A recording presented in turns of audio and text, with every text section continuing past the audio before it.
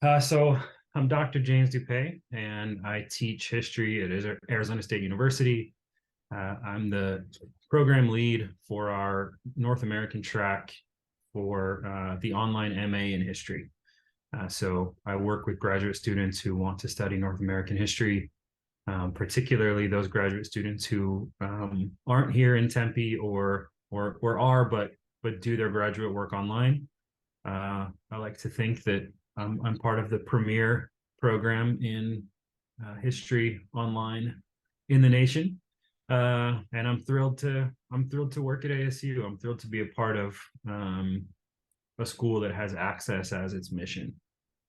So that's who I am in terms of my professional role here at ASU, and what I study as a historian is the history of capitalism and ideas, or the history of capitalism and religion in the early 19th century United States and the Atlantic world. And so what I thought might be useful is to share with you how I ended up studying what I study, and then maybe open it up for questions. So when I started graduate school, I was interested in the history of ideas. And I was curious about determining why some ideas are successful and other ideas aren't, or why people who sell certain ideas are successful and other people aren't. So, particularly for me, I was interested in religious leaders in Appalachia, right? So you all, I think, are either in Appalachia or nearby, right? Yeah. Yep. Okay.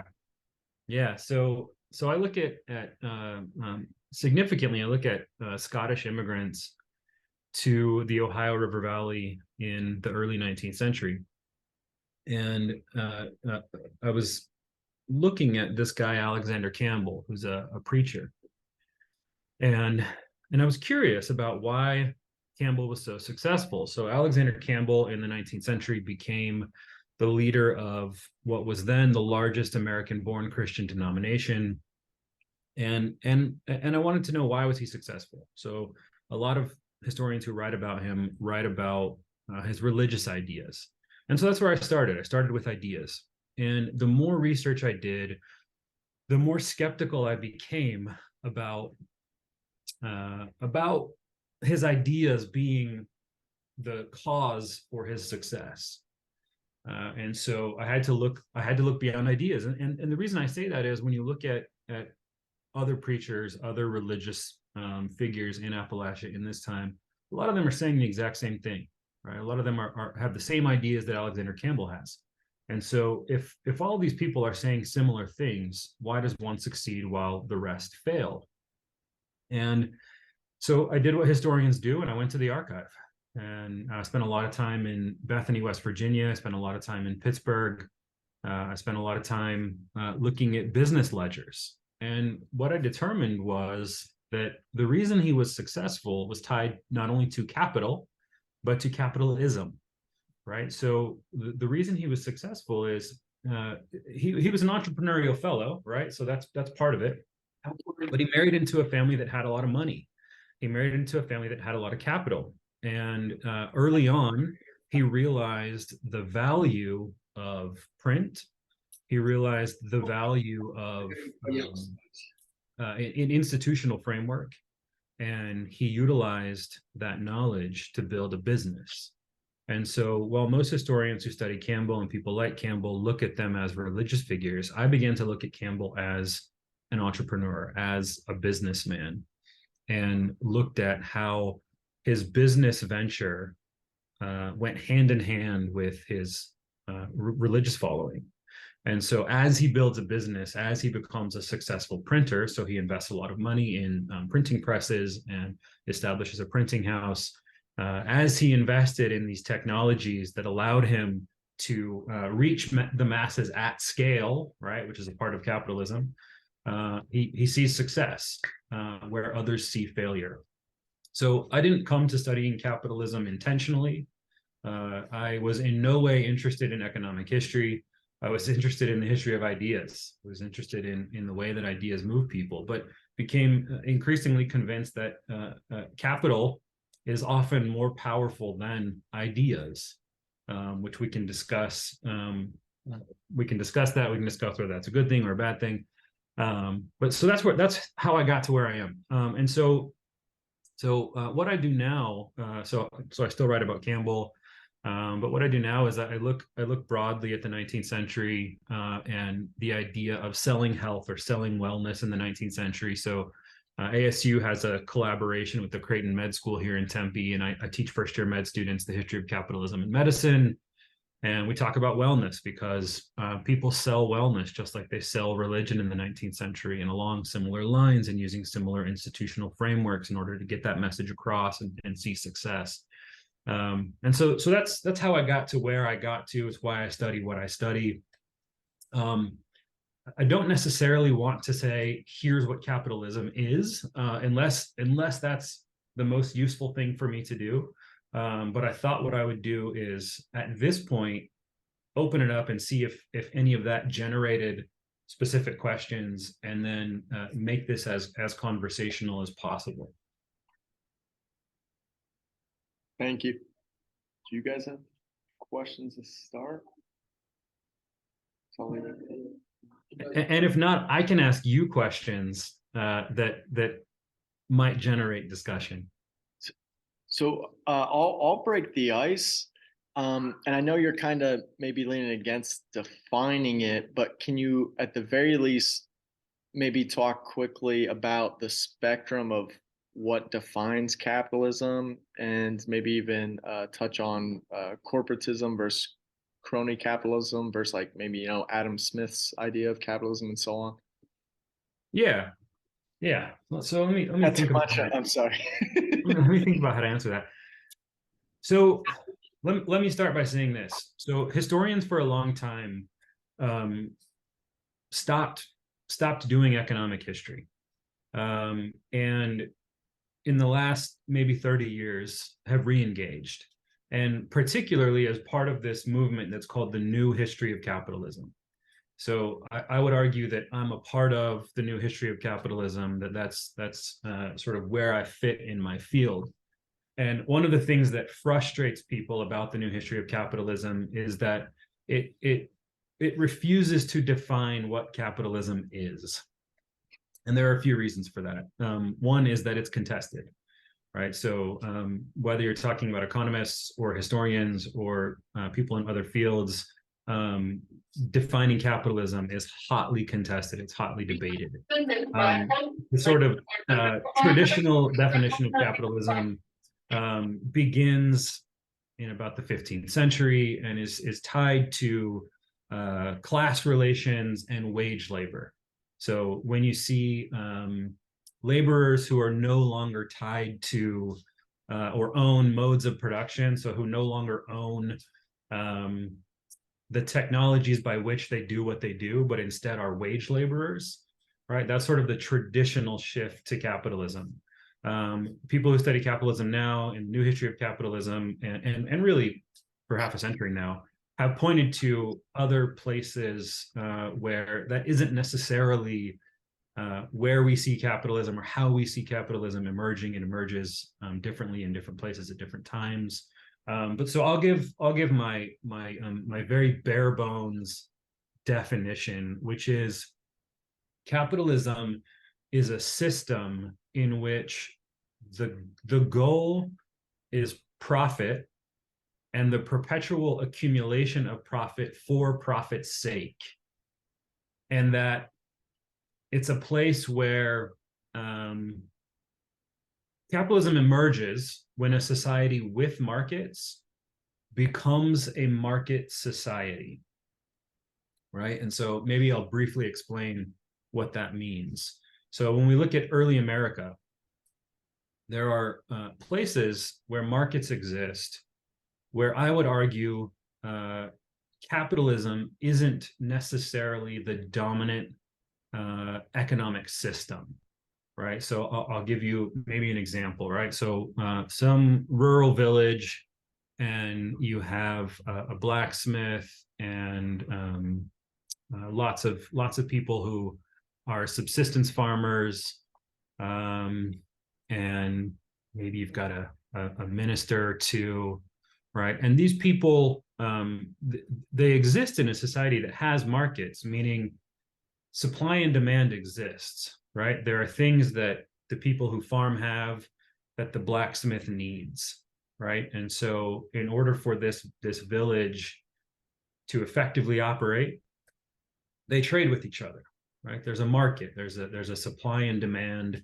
dynamic happening here, right? But that market isn't what dominates that village, isn't what dominates what all of those people do.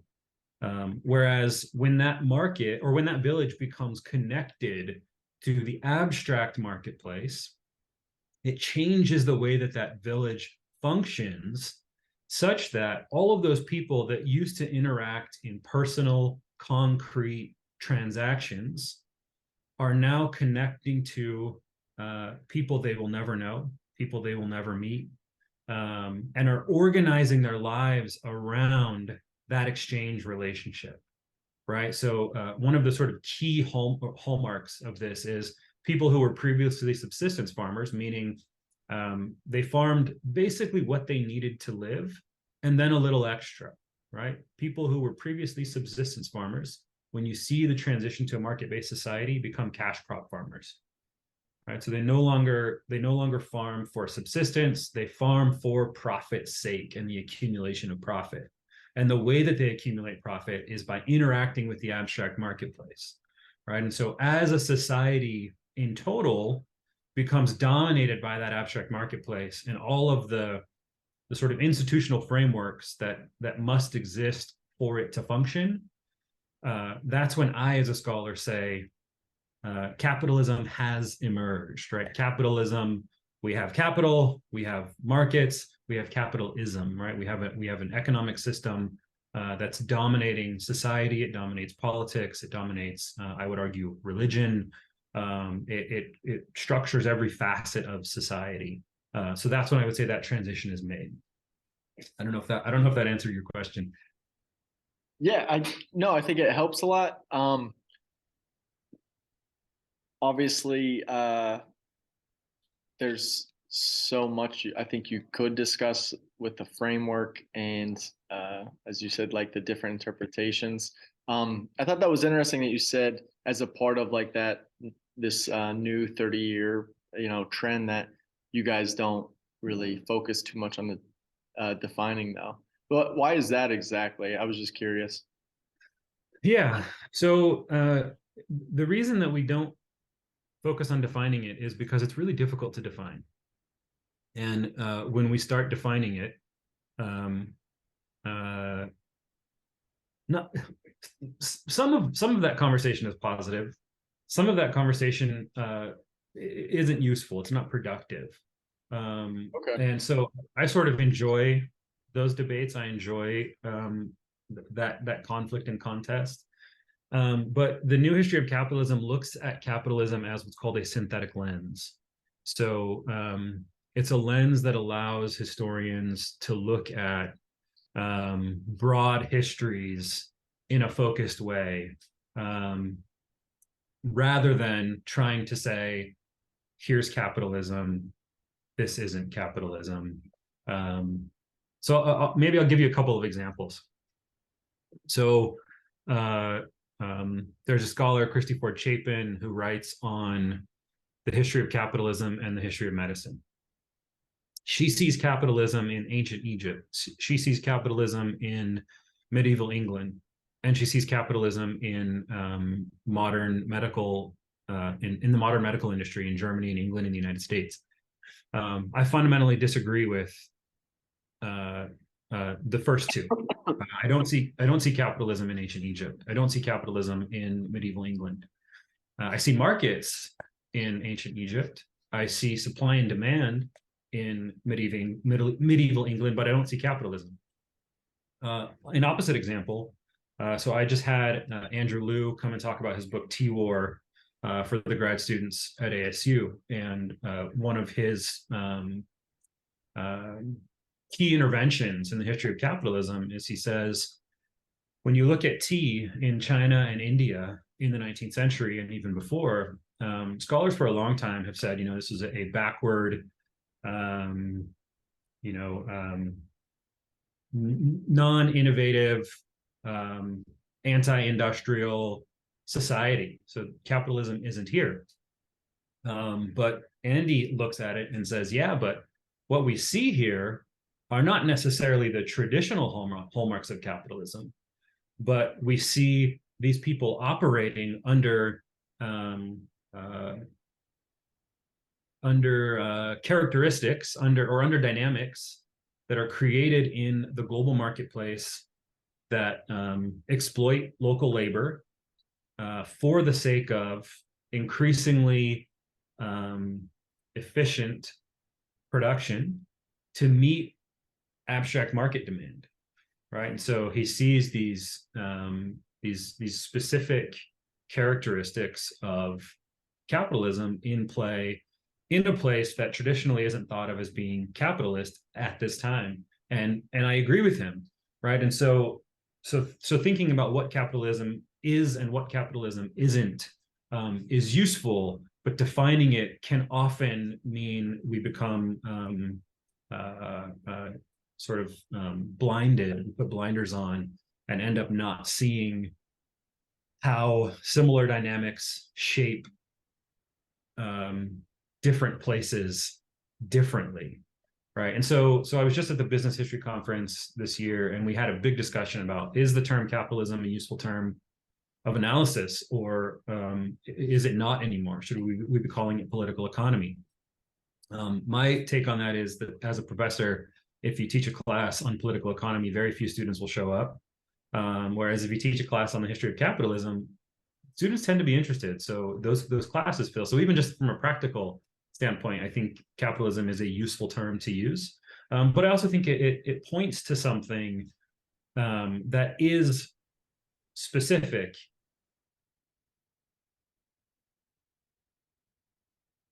Every time. Recognize and are familiar with, even if, as I said, it is difficult to put in a box. I'm sorry, could it like lagged? Could you go back like maybe 10 seconds? Like at the very end of it, we just start like computer like froze. It does this for every talk right at the same time. I don't know like what the servers do, but yeah, I'm sorry. No, that's all right. Yeah, I was just saying that I think the term is useful. The term is useful because it points to something that we're all familiar with, even if it's difficult to put it in a tidy box and put a bow on it and say this is the history of capitalism. So I think it's a useful term. I think it's useful to think about what capitalism is, even if we're resistant to offering a definitive definition. Okay.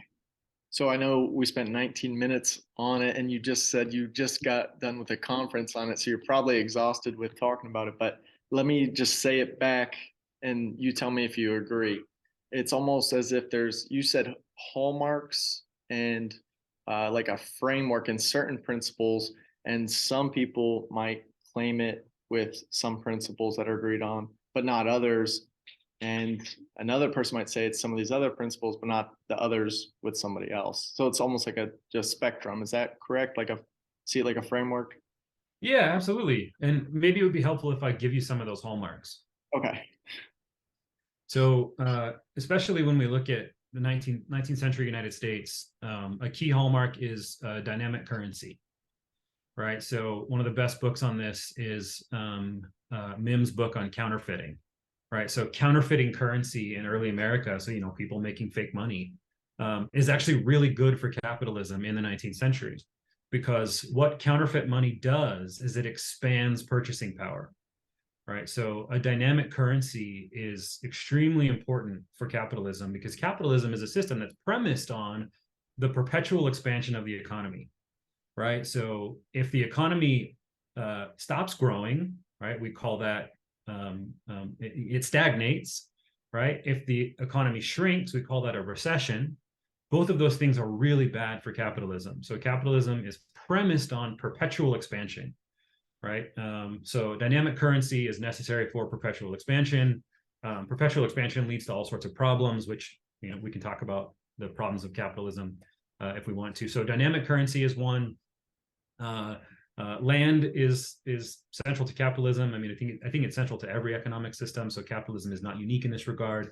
But access to raw materials is really important for capitalism. Corporation, so general and corporation laws are really important for capitalism. And the reason for that is incorporation laws allow investors to pump capital into a business and then not be responsible for what happens, right? And that seems a little shady, and it sort of is, right? But the reason that those laws exist, if you think about it, it's really intuitive, right? So if all of us have money and we're interested in this business venture, but it's really risky, right? We're more likely to invest or speculate in a risky business venture if we're not going to be held legally responsible if something bad happens, right? And that's a gross oversimplification of incorporation laws and incorporation history. But incorporation laws are really important to the establishing of capitalism as a system. So dynamic currency, incorporation, land's really important. Transportation innovation, right? So early on, you could think of building ships with bigger hulls that could carry larger cargo across the Atlantic, right? In the U.S. context, we think of turnpikes and canals and railroads, right? So getting industry or getting the manufactured goods of industry more efficiently distributed, right? So transportation infrastructure is transportation innovation, infrastructure innovation is an important hallmark of capitalism. Industrialization, and then one that is really important to my work and my thinking is consumerism, right? So we don't often think of consumerism as being maybe a structural component of capitalism, but it is. Us consuming is what allows the economy to continue to grow. And I often talk about consumerism when I talk about the flaw of thinking about capitalism as simply supply and demand, because consumerism needs people to create products that there is no demand for, right? So I talked to some seventh graders last year about capitalism, and I asked them, in 5 years, will your iPhone work? The iPhone that you have today, will it work in 5 years? And almost all of them said no, right? They said, no, my iPhone will not work in 5 years. And that's ridiculous. Yes, it will. Your iPhone will work in 5 years. But the reason that you think your iPhone won't work in 5 years is because consumerism tells you that you need a new iPhone, next year. And Apple will support it less well the older your iPhone gets, right? And so these two things are a part of planned and marketed obsolescence so that you will consume more disposable goods, right? It has nothing to do with any sort of natural supply and demand, right? So consumerism is a central component of capitalism. I would add exploitative labor, I think, is an important one, especially looking at the 19th century, right? So, and this is one that the new history of capitalism has really added to the American context and the American history. So previously, when we look at sort of the traditional idea about capitalism is that it's wage labor. And so the enslaved were sort of left as not part of that story. But for the last 30 years, historians have said not only were the enslaved part of what's called the Great Divergence, so the massive rise in wealth in the United States, right? But they were central to capitalism being embedded as the American economic system, both in terms of the cotton that they produced and in terms of investment in enslaved people, right? So when you look at the finance industry in the Atlantic world is heavily invested in slavery. Speculation in slavery, just like today, speculation exists in Wall Street, right? So you see the institution of slavery inextricably connected to the emergence of capitalism and the solidifying of capitalism as the American institution in the 19th century and certainly before, right? So consumerism, industrialism, dynamic currency, banks and corporation, and then mentality. So thinking, right? And this one I think is an interesting one for us to think about. Capitalism is so embedded in our society that we use terms that are associated with capitalism as part of just sort of normal parlance, right? So let me try to think of one. Well, like the phrase, capitalize on it, right? So someone might say, I had the opportunity to do this thing and I capitalized on it, right? That's a phrase that it should be nonsense, right? But it isn't nonsense because we know that that means I took advantage of it, right? But that's tied to a concept that is historical. It's contingent upon capitalism becoming a thing, right? And then when I look at the 19th century, this idea that profit and the perpetual expansion of profit was the goal really emerges in the 19th century in the United States, right? So previously to that, people aren't obsessed with thinking and talking about profit as the goal in life. But in the 19th century, we see people and read people talking about profit as the goal, not only for their own lives, but that's actually the natural order of things, right? That God ordained the world, God created the world with this in mind, right? So a popular religious phrase of the time was "cultivate the domain," right? That if we don't cultivate the domain, we aren't doing what we were created to do, right? So capitalism and a mentality about what it means to be human becomes inextricably connected when societies go from being society with markets to market society, and particularly in the West, right? So my research looks at particularly societies that are dominated by Christian thinkers and doers. So was that helpful at all? Yeah. Yeah, I think so. Do you guys have questions for? Yeah. So we still have 11-ish minutes left.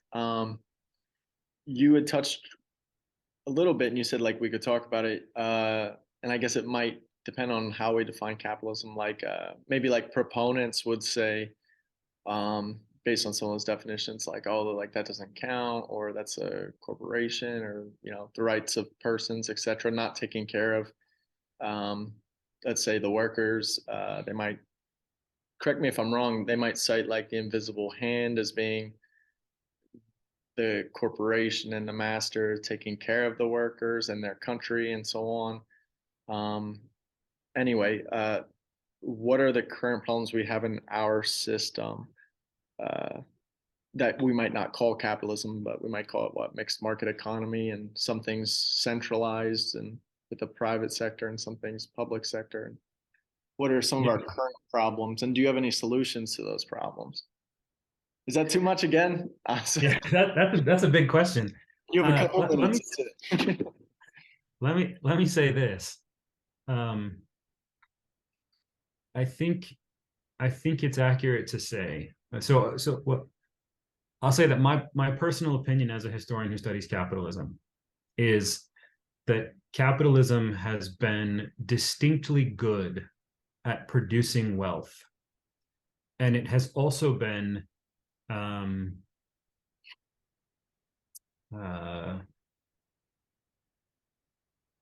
highly effective at exploiting both natural resources and laborers to produce that wealth. So in thinking about the longue durée of capitalism, right? The long history of capitalism. One of the things that I think, or the two things that I think go hand in hand in looking at capitalism is massive wealth and massive exploitation.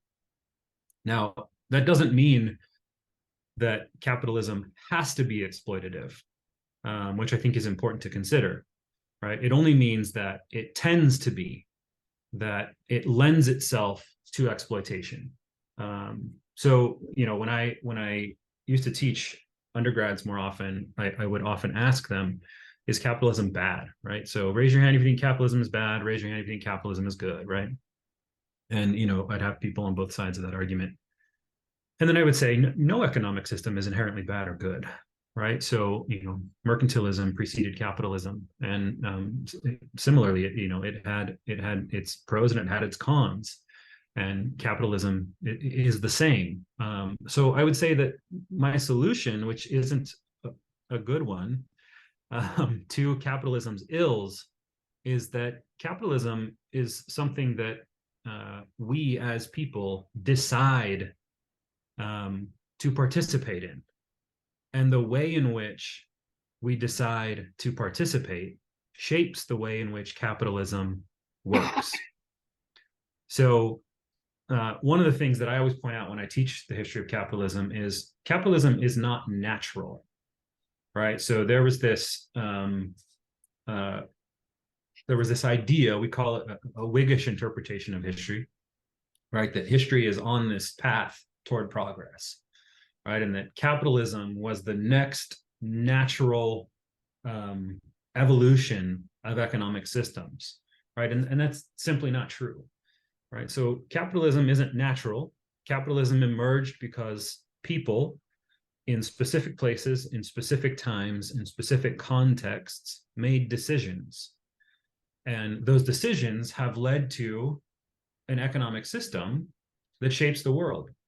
And it's produced a lot of good. So when I teach my med students, we talk about medical advances, medical technologies that are fundamentally related to needing capital and substantial amounts of capital for research and development. At the same time, we look at how capitalism shapes medicine, both in the United States and globally, in ways that are exploitative, in ways that are discriminatory, and are fundamentally tied to it as a system. And so, I don't know that I have a sort of, here's how we solve the ills of capitalism while keeping the good parts, except to say that I think when capitalism is more adequately paired with democracy, it better reflects the will of the people. And the less well that it's paired with democracy, the less it reflects the will of the people. So I also ask students frequently, can you have capitalism without democracy? And the answer is absolutely yes. All right. So in the United States, we think of them as synonymous, and they aren't. Capitalism is an economic system that dictates political institutions, that dominates cultural institutions. But you can have democracy without capitalism. You can have capitalism without democracy, right? So we have an excellent contemporary example of that, right? So China has become increasingly capitalistic in the last decades, and has seen substantial economic growth because of it. But it isn't democratic, right? So capitalism as a system is not synonymous with democracy as a political institution. So all that to say, I think the best solution is for what people want as a society to be more closely aligned with the way that their economy works. And in our country, I think there are a lot of problems with that marriage.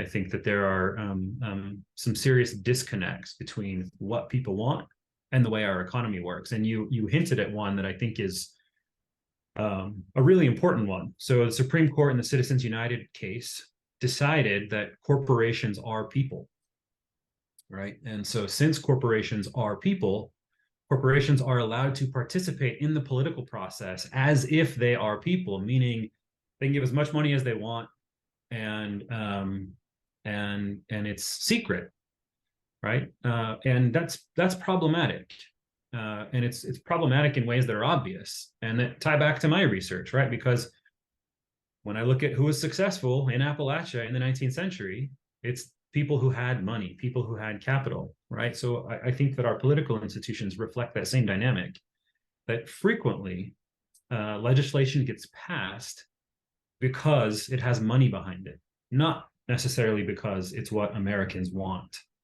And so that just, to bring us back, I think the closer we can align the will of the people with the way that our economy works, um, you know, whether that's good or bad, I think it's how society, it's how an economic system most accurately reflects the people who live within that system. And what that leads to is dependent upon the society that we're looking at, and a whole host of other um, contexts. So your solution is align it with democracy, not some sort of aristocracy. So maybe take rights away from corporations so they can't staff the executive and the legislative branch. But even if we have democracy, and if we get rid of that, isn't there still a problem with democracy? And you gave the example with kind of consumerism, that I'm going to use this term, maybe you're familiar, that maybe our consent can be manufactured a little bit.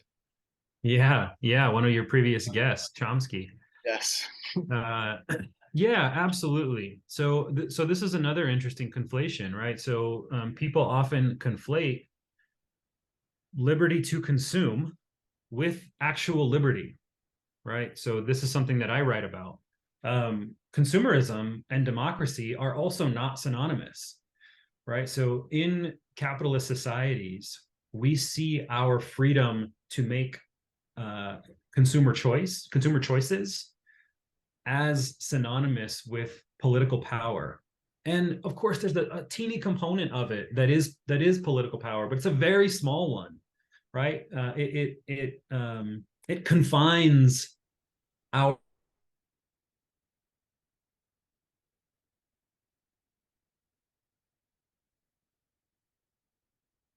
have somebody sitting on a street corner and they have three shells with a ball under one, and they say, follow the ball and pick the shell where the ball is, right? Consumerism is like that. It's where, we're playing the game, and this is fun. We get to play this game, but our choices are limited to these three shells, right? And not only that, but the person who has the shells has a lot more information about the shells than we do, right? So we sort of come to the game disadvantaged. But in a consumerist society, we believe that our participation in the game is reflective of political power, and it isn't, right? So you're absolutely right that even if we can align democracy with our economic system closely, it's very possible that consumers will be misled, right? And that our consent will be manufactured against our own interests. Absolutely. Right. And so then there's a conversation about, well, how do you prevent that? Right. So I think there are ways of preventing that, and they're difficult. So having an educated populace, I think, is an important one. The more people are able to look at the game and say, here are problems that I see that I'd like to see changed, or, here's why you should purchase this thing over that thing,